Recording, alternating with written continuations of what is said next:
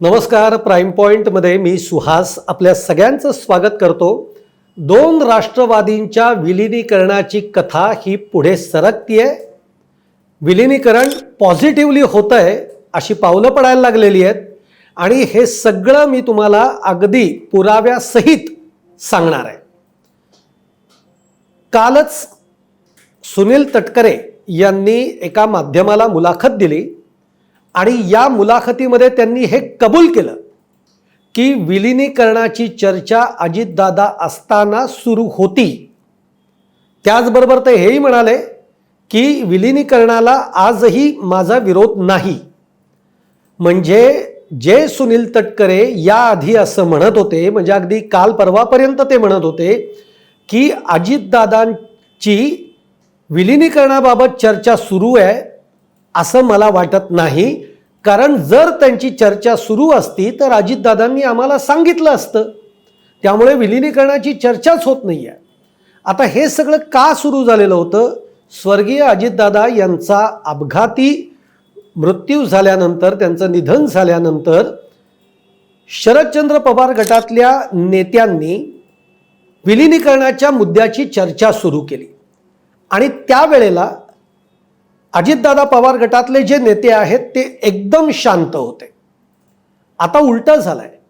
आता अजित पवार गटातले जे काही राष्ट्रवादीचे नेते आहेत ते विलिनीकरणाच्या मुद्द्यावर पुन्हा बोलू लागलेत आणि शरद पवार गटातले जे त्यांचे नेते आहेत ते मात्र यावर आता काही बोलत नाही आहेत. आत्तापर्यंत जर बोलत होता तर एकच माणूस, आणि तो म्हणजे स्वतः रोहित पवार. रोहित पवार यांनी स्वर्गीय अजितदादा पवारांच्या विमान अपघाताला घेऊन अनेक प्रश्न उपस्थित केले. यामागे घातपाताची शंका आहे, शक्यता आहे, असेही मुद्दे त्यांनी पुढे आणले. त्याचबरोबर विलिनीकरणाच्या मुद्द्यावर रोहित पवार असं म्हणाले की दोन राष्ट्रवादींच्या विलिनीकरण होऊ नये असं काही मंडळींना वाटतं आणि त्यामध्ये त्यांनी दोन व्यक्तींचं नावही घेतलं. एक म्हणजे प्रफुल्ल पटेल आणि दुसरे सुनील तटकरे. आत्तापर्यंत प्रफुल्ल पटेल असतील किंवा सुनील तटकरे असतील यांनी रोहित पवारांच्या या आरोपांवर त्यांना उत्तर देता आलेलं नाही आहे. सुनील तटकरे माध्यमांच्या समोर एवढंच म्हणायचे की रोहित पवार जे काही बोलतायत ते मला टार्गेट करण्यासाठी बोलतायत, पण माझ्याकडे देखील बोलण्यासारखं खूप काही आहे, जेव्हा वेळ येईल तेव्हा मी बोलीन. या पलीकडे सुनील तटकरे काहीच बोलत नव्हते आणि विलिनीकरणावर तर ते नाहीच, अशा चर्चाच झाल्या नाही असं म्हणत होते. आता खुद्द सुनील तटकरेंनी कबुली दिली आहे की विलिनीकरण करण्याची चर्चा सुरू होती आणि आता माझा काही त्याला विरोध असायचं काही कारणच नाही आहे. सध्या प्रफुल्ल पटेल या कुठल्याही चर्चेमध्ये नाही आहेत. प्रफुल्ल पटेलांनी दिल्लीमध्येच आपला मुक्काम हलवलेला आहे. ते महाराष्ट्राच्या राजकारणामध्ये आता लक्ष घालायला तयार नाही आहेत. याचं कारण असं आहे कारण रोहित पवारांनी ज्या पद्धतीने आरोप केलेले आहेत त्यातून सुनील तटकरे आणि प्रफुल्ल पटेल यांना पूर्ण त्यांनी लक्ष केलेलं आहे. दुसरीकडे हे सगळं होत असताना एक प्रश्न आपल्या मनामध्ये सतत होता की सुनेत्राताई पवार गप्प का आहेत? ते विमान अपघाताच्या बाबतीमध्येही काही बोलत नाही आहेत की घातपाताची शक्यता आहे का, जे रोहित पवार म्हणतायत त्यावर त्या बोलत नाही आहेत. विलिनीकरणाच्या मुद्द्यावरही त्या काही बोलत नाही आहेत. जे मुद्दे उपस्थित होत आहेत शरद पवार गटाकडनं त्यावरही सुनेत्रा पवार काही बोलत नाही आहेत. त्यानंतर इतके आरोप सुनील तटकरे आणि प्रफुल्ल पटेल यांच्यावर होत आहेत त्यावरही सुनेत्रा पवार काही बोलत नाही आहेत. नेमकं काय चाललंय? सुनेत्रा पवार गप्प का आहेत? बरं, सुनेत्रा पवार गप्प आहेत, पार्थही पवार काही बोलत नाही आहेत, जय पवारही काही बोलत नाही आहेत. जय पवारांनी नाही म्हणायला एक पोस्ट केली होती, ती सुद्धा घातपाताच्या दृष्टीतनं की विमान अपघाताची सखोल चौकशी व्हायला पाहिजे, यामध्ये घातपाताची शक्यता दिसून येते. याबाबतचं एक ट्विट त्यांनी केलेलं होतं. या पलीकडे कोणीच काही बोललं नाही. त्यामुळे अनेक प्रश्न पडत होते की राष्ट्रवादीला खरंच अजित पवारांच्या राष्ट्रवादीला विलिनीकरण हवंय किंवा नकोय. पण आता सुनेत्रा पवारांनी एक पत्र जे निवडणूक आयोगाला दिलेलं आहे या पत्रांनी अनेक प्रश्नांची उत्तरं देऊन टाकलेली आहेत. म्हणजे जे विलिनीकरणाची चर्चा चालू आहे त्याचं उत्तर दिलेलं आहे. जे आतापर्यंत सुनील तटकरे आणि प्रफुल्ल पटेल यांच्यावर जे आरोप होत आहेत रोहित पवाराकडनं की हे दोन व्यक्ती राष्ट्रवादी हायजॅक करण्याचा प्रयत्न करतायत, या पत्रातनं देखील उत्तर देण्यात आलेलं आहे. सुनेत्रा पवारांनी ते उत्तर दिलेलं आहे. त्यामुळे हे नेमकं पत्र काय आहे ते त्यांनी निवडणूक आयोगाला असं काय म्हटलंय त्या पत्रामध्ये, आणि तेच पत्र इतकं महत्त्वाचं आहे की या पत्र म्हणजे मी जे तुम्हाला म्हटलं की मी पुराव्यासहित तुम्हाला सांगणार आहे, हा पुरावा म्हणजे सुनेत्रा पवारांनी निवडणूक आयोगाला दिलेलं हे पत्र आहे. या पत्रात सुनेत्रा पवार काय म्हणतायत निवडणूक आयोगाला की या आधी तुमच्याकडे राष्ट्रवादीचं जर काही कुठलं पत्र असेल, मग ते घटनेमध्ये काही दुरुस्त्या झाल्या असतील त्या संदर्भातला असेल, नियमांमध्ये काही आम्ही बदल केले त्या संदर्भातला असेल, तर असं कोणतंही पत्र गेल्या 3 वर्षाच्या आत तुमच्याकडे जर आलं असेल तर ते ग्राह्य धरू नये. एक लक्षात घ्या, ही फार मोठी खेळी सुनेत्रा पवारांनी खेळलेली आहे आणि या खेळीमुळे सुनील तटकरे असतील, प्रफुल्ल पटेल असतील, चेकमेट झालेले. तर याचं कारण काय? एक लक्षात घ्या, प्रत्येक पक्ष हा जेव्हा नव्याने तयार होतो, निर्माण होतो, तेव्हा त्याची नोंदणी ही तर तुम्हाला आधी निवडणूक आयोगाकडे करावी लागते. त्यानंतर त्या पक्षामध्ये जशा बैठका होतात, त्यांच्या मीटिंग्स होतात, त्याच्यामध्ये त्यांची जी घटना असते त्या घटनेमध्ये जर का काही बदल करण्यात आले, नियमांमध्ये काही बदल करण्यात आले, तर असं असतं की जे बदल झालेले आहेत ते तुम्ही निवडणूक आयोगाला कळवायला पाहिजे.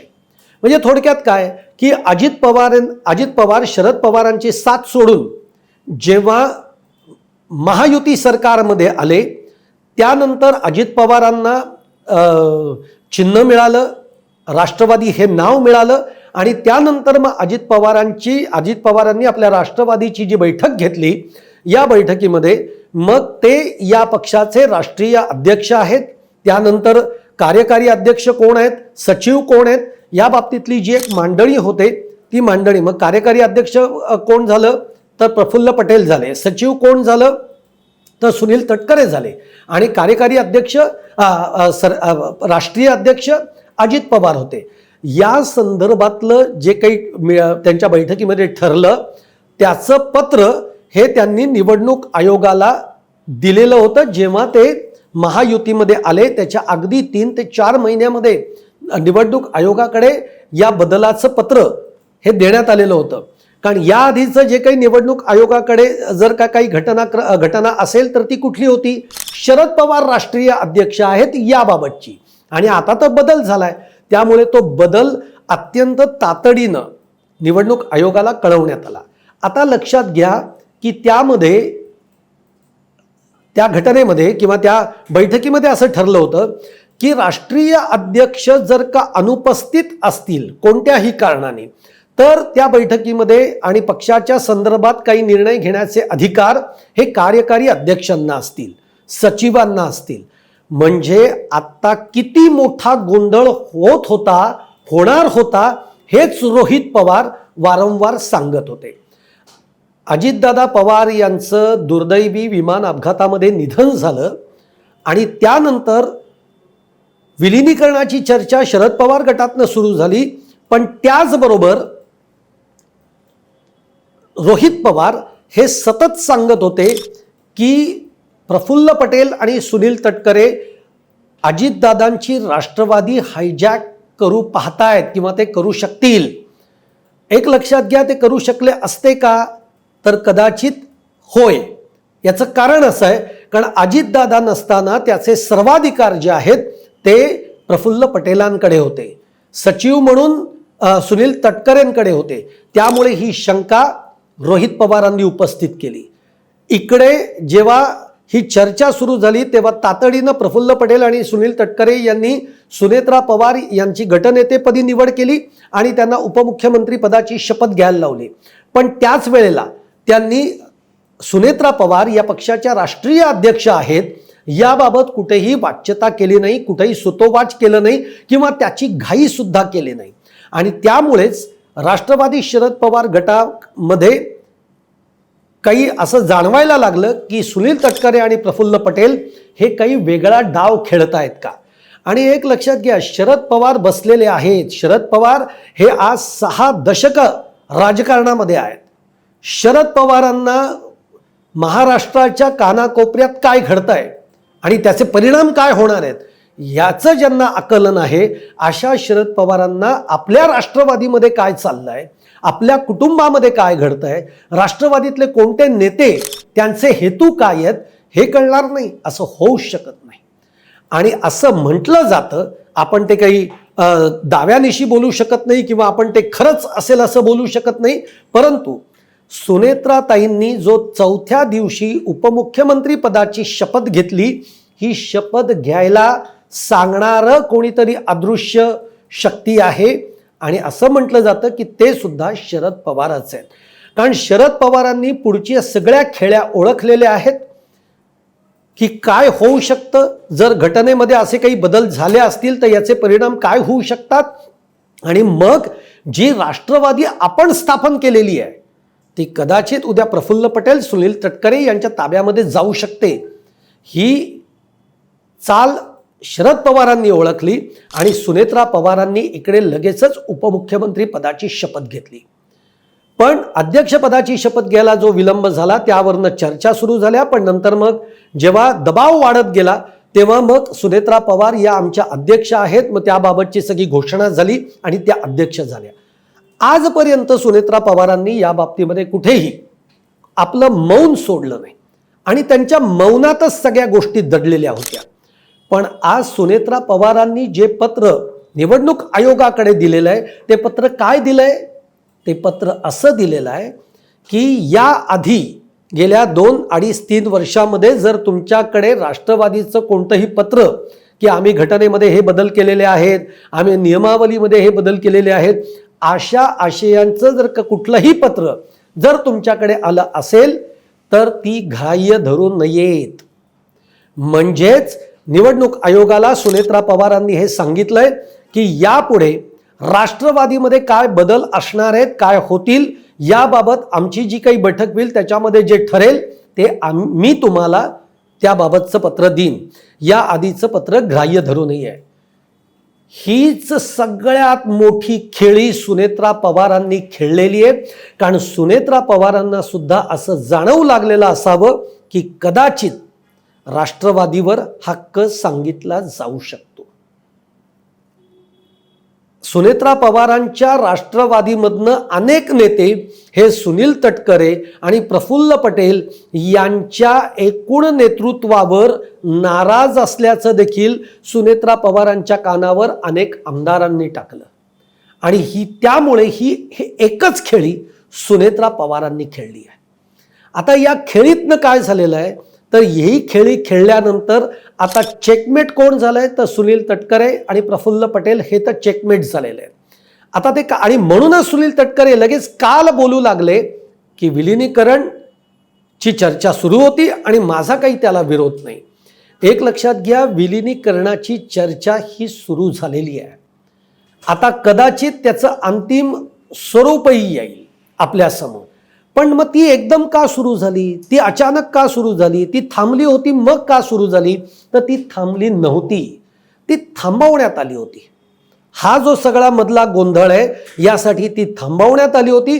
तुम्ही एक लक्षात घ्या, किती खुबीनं राजकारणातले डाव टाकण्यात आलेत आणि या सगळ्या मागे शरद पवार हे अदृश्य रीतीने सुनेत्रा पवारांना पडद्याआडून अनेक गोष्टी सूचित करतायत. एक लक्षात घ्या, काय काय घडलं गेल्या 2 महिन्यात, काय काय घडलं. शरद पवार राज्यसभेवर गेले.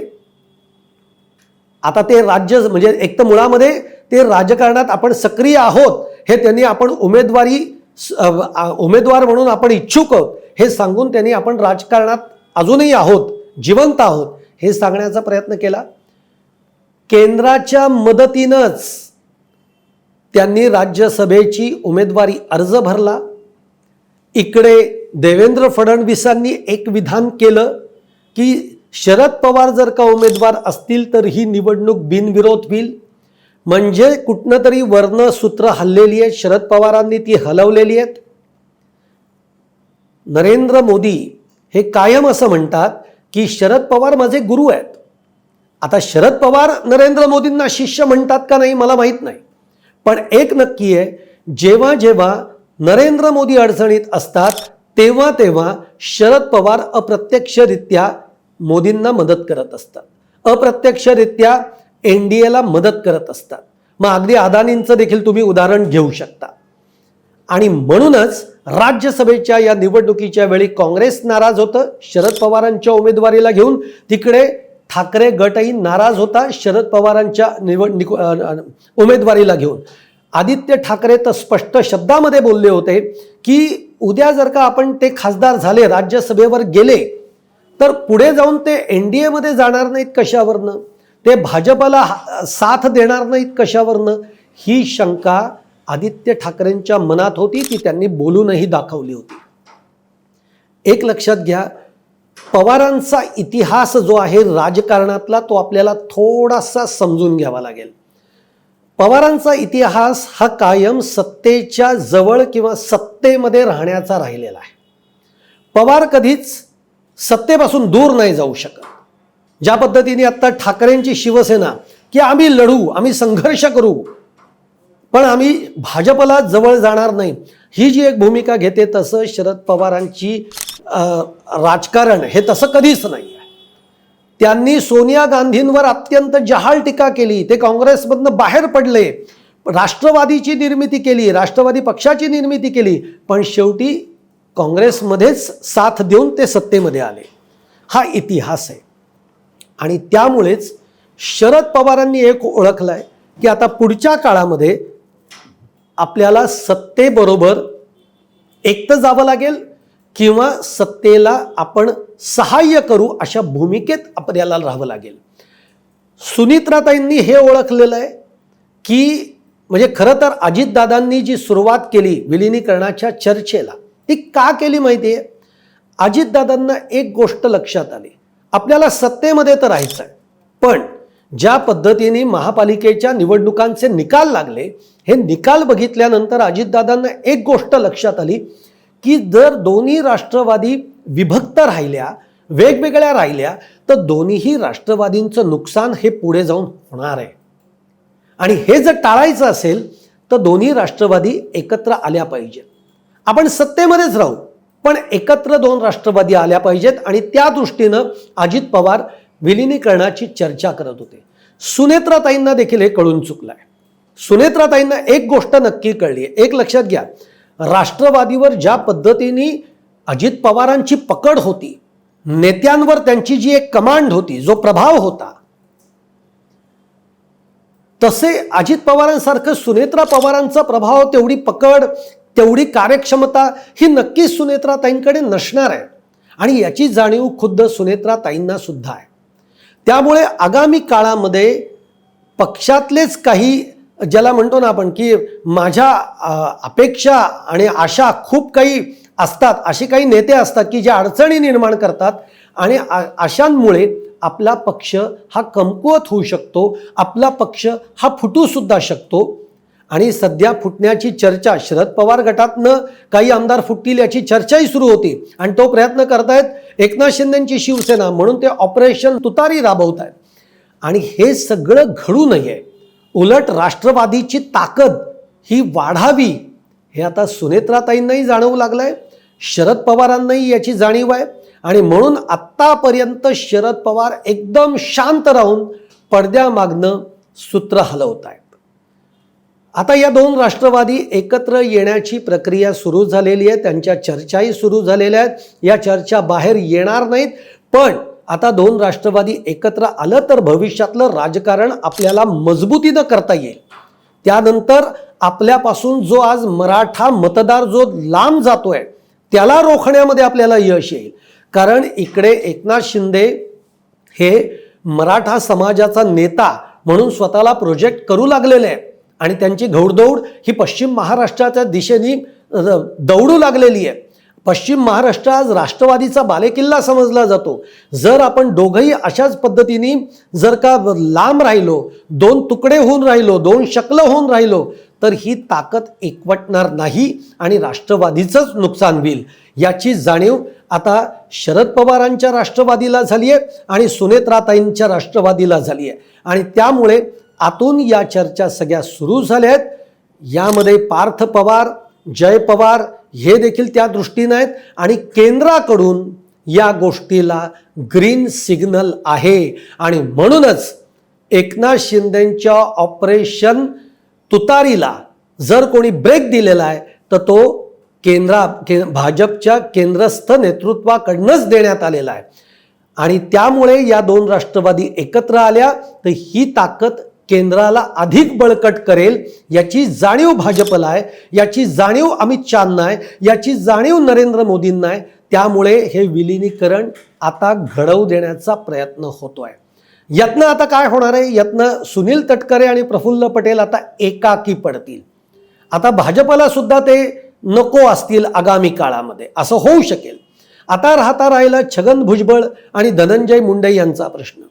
तर छगन भुजबळ आणि धनंजय मुंडे हे सहजतेने भाजपमध्ये प्रवेश करतील आणि बाकीचे राष्ट्रवादीतले जे नेते आहेत ते तसेच राहतील, कारण त्यांच्यावर शरद पवारही इतके नाराज नाहीयेत जितके ते सुनील तटकरे, प्रफुल्ल पटेल, छगन भुजबळ, धनंजय मुंडे यांच्यावर आहेत.